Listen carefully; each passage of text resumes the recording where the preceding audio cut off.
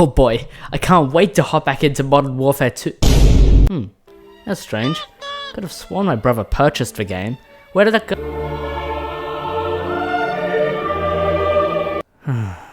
Alright, what else can I play? Deep Rock Galactic, Subnautica... Oh, yeah, forgot about you. It's no secret that the Halo franchise as a whole has been faltering for the past couple of years. Whether it be from mediocre releases, garbage TV shows... What is that? What the f*** is that? Halo has been in a rough spot for a while now. When Infinite launched, we were all so excited for Halo to finally get its place back in the spotlight, much like the good old days.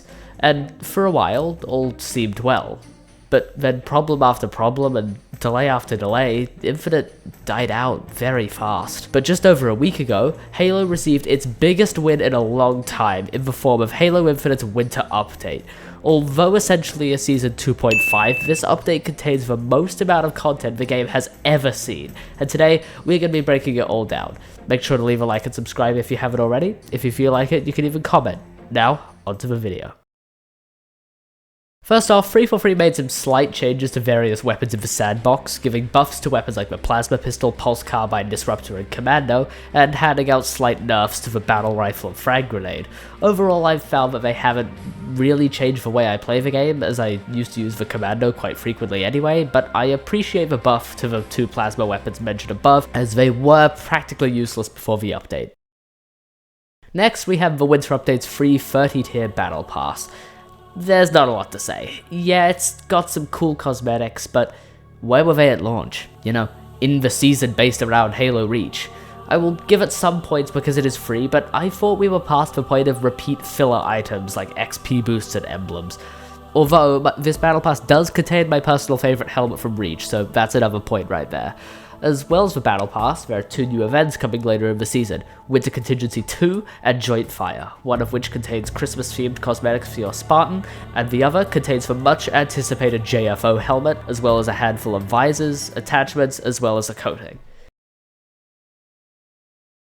Next up is the Match XP beta. You heard that right, a year after launch, and we can finally obtain XP by performing well in a game. In all seriousness, this is a nice addition, but I would have preferred it being implemented differently. Maybe instead of your match progress going towards your battle pass, it would go towards that proper progression system 343 is working on, while separately weekly challenges go towards your progress of a pass. I don't know, it's just a suggestion.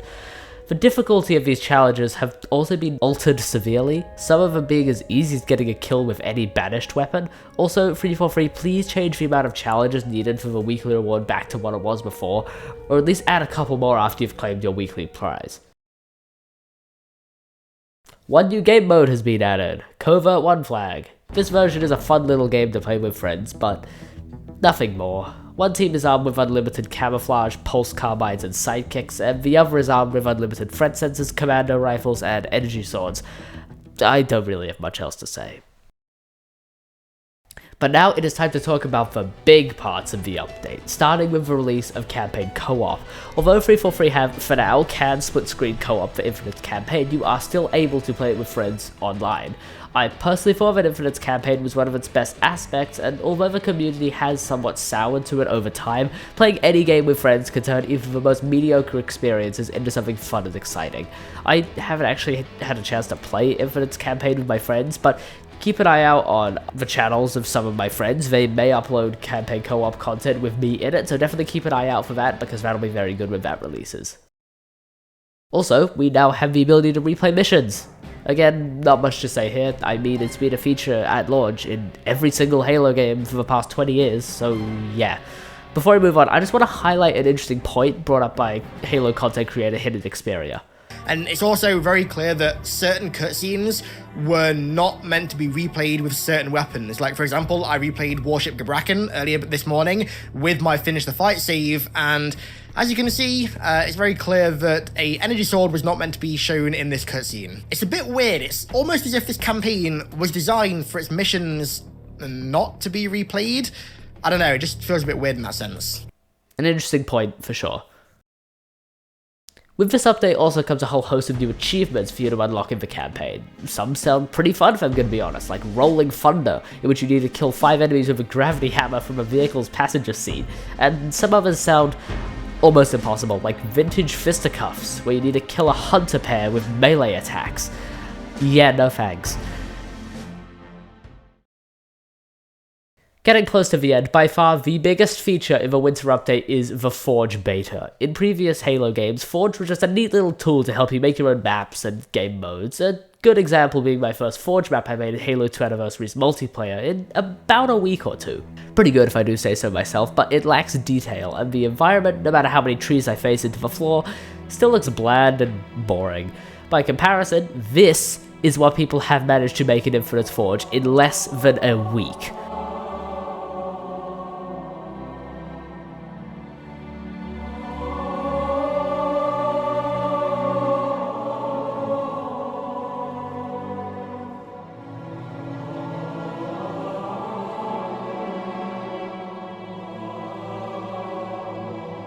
I honestly have no words. The community has outdone themselves with these incredible creations. Some of my favorites being the remake of Coagulation, the massive BTB map Argonaut, and the remake of Halo 4's Haven. And these are just maps. With Forge's new scripting tool, people have made things like Paintball, Call of Duty Zombies, Barricades, and even working arcade games. I personally want to remake that Forge map of mine in Infinite and make it a lot better. By the way, if you want to play on that map for yourself, it is available in my files of a Master Chief collection, so check that out if you're interested. Finally, with these new tools at their disposal, 343 have added 2 more maps to Infinite, Attachment and Argyle.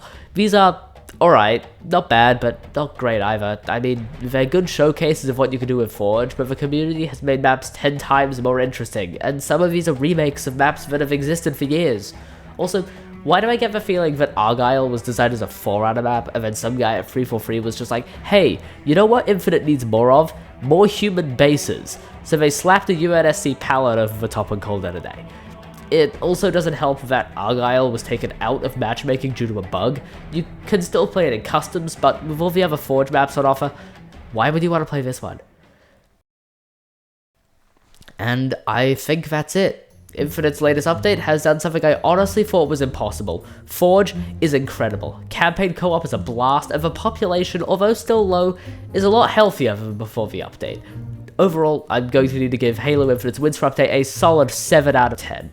With all the new content to explore and new experiences to be had, for the first time in what feels like an eternity, I actually want to go and play Halo Infinite.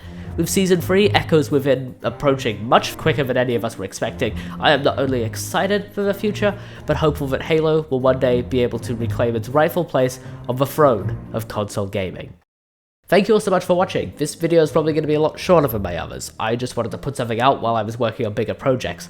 At the end of the last video, I showed off the thumbnails for what I thought were going to be my next 2 videos. Unfortunately, the second video I showed the work in progress thumbnail for has been delayed indefinitely. It was massive, much bigger than anything I will ever work on, and it was far too much, so I've decided to cease production for now. I'm currently working on that Age of Calamity video I promised, but also another project with me and a friend of mine should be releasing in a couple weeks.